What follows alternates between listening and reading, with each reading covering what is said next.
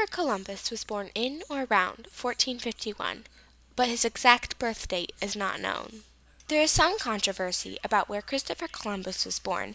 He said that he was born in Genoa, Italy, but some people think he is lying. One fact that textbooks do seem to agree on is that his parents were weavers. There was also some argument on what class Christopher Columbus was in. Some say he was in the middle class, that is, not quite rich, but not really poor, and others say historians don't really know. One thing everybody agrees on, however, is that Christopher Columbus was one of the first people to come to America. That phrase is very important. One of the first people. So, who came before him? Both the Vikings and the Native Americans showed up to America before Christopher Columbus ever did, yet they are often not mentioned in history books, or if they are, mentioned very briefly. Columbus is often said to have discovered America, yet the Native Americans were already there. So how could he really discover something that people already own? In truth, he did not really discover anything. He is only one of the first people to travel to the New World, and he is famous because of that. If you or I were to travel to New York City and claimed we had discovered it, we would be laughed down. But if no one was sure if New York City actually existed, or if anybody lived there, or what the land was like, we would obviously be held with much more respect if we had said we had visited it. This is exactly what happened to Columbus. Even though many other people had been there and had really truly discovered it before he came, he is often famed for having really discovered America, even though he didn't. I interviewed several people and asked them a few simple questions about Columbus. They truly believed that Columbus had discovered America. When I asked them about people like Leif Erikson, for example, who was one of the first people to land in America, he was Viking, they said that the name sounded familiar, but they didn't connect it with discovering America. That was purely Christopher Columbus. One of the first people I interviewed was the librarian at the Milford Public Library.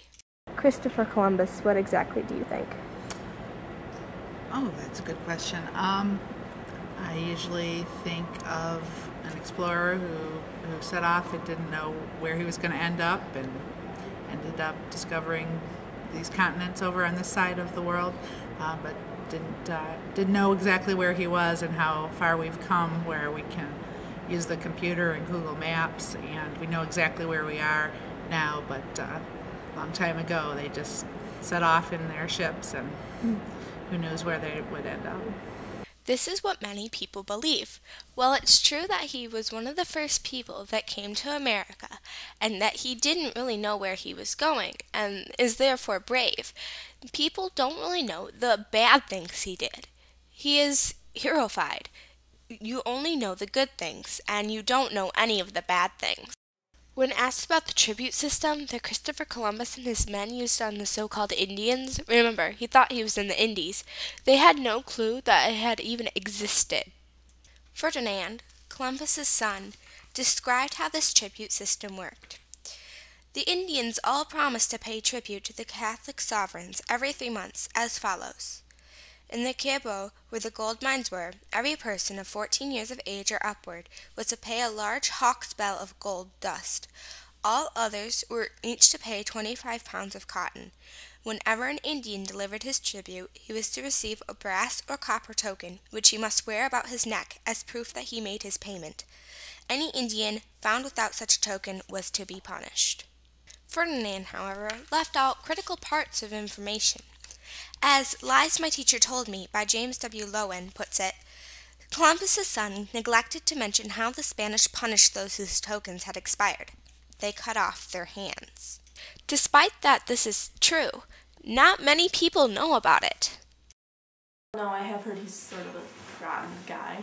But A what? I have heard that he was sort of a rotten guy. Yeah. But Have you ever heard of the tribute system that they used for the Indians?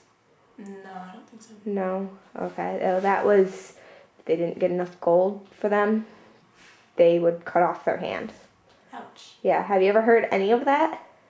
No, they pretty much keep it out of the school system. Yeah, so they, just tell you the nice and fuzzy stuff? Yeah, they just tell you, oh, Christopher Columbus came to America and he discovered it.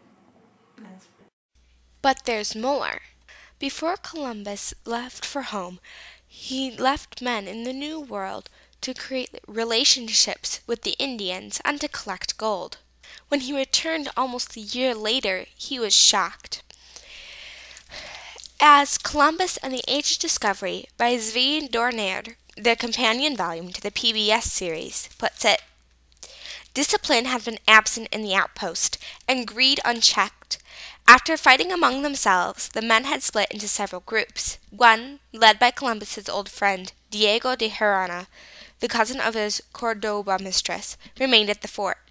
Several others, including a party organized by the king's butler, Gutierrez, began bullying the natives of the hinterland while looking for women and gold. Anyone of a certain age can figure out why the men were looking for the Indian women, but let me spell it out for you. They were looking for women to rape. Yes, rape. Obviously, this is not the warm and fuzzy version that the public schools and the regular textbooks are teaching. In fact, Christopher Columbus often gave women to his men, Indian women, as rewards to rape. Yup, warm and fuzzy, right? Well, no, it's not warm and fuzzy. And this is why most textbooks don't show it. They want Christopher Columbus to seem good, all good, but he was a person and people make mistakes. But this is not what they teach. They teach that Christopher Columbus was 100% perfect. Now, this is not a bash at the public school system or any textbook that leaves this out. In fact, for younger kids, I wouldn't expect anyone to teach it. After all, younger kids think French fries are gourmet food, so they don't need to know about how Christopher Columbus gave women to his men to rape. Yes, they need to know that Christopher Columbus wasn't 100% perfect, but they don't need to know the specific details. Even though Columbus did some bad things, he did do some good things that helped the world. As The First Americans by Joy Hakim, a part of a History of Us series, says, Columbus did something important that no one noticed at first. He started an agricultural revolution. Before long, American corn, peppers, beans, pumpkins, and tomatoes were growing in Europe. One plant, the potato, proved more valuable to the Old World than all the gold in both the Americas. The trade went both ways. Columbus's men brought animals such as cattle, sheep, horses, and pigs to America. An interesting aspect about Columbus is his many faces. As The Mysterious History of Columbus by John Noble Wilford says, nothing better illustrates history's changing image of Columbus than the succession of portraits of him that have appeared over the centuries. They show a man of many faces, only a few of which bear much resemblance to the man described by those who knew him. History, it seems, could no more agree on what he looked like than on how to assess the many other disputed aspects of his life and deeds. Yes, all these images are of Christopher Columbus, yet not one was made during his lifetime.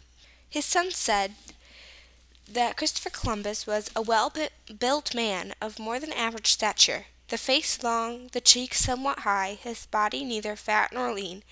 He had an aquiline nose and light-colored eyes. His complexion, too, was light and tending to bright red. In youth his hair was blonde, but when he reached the age of 30, it all turned white.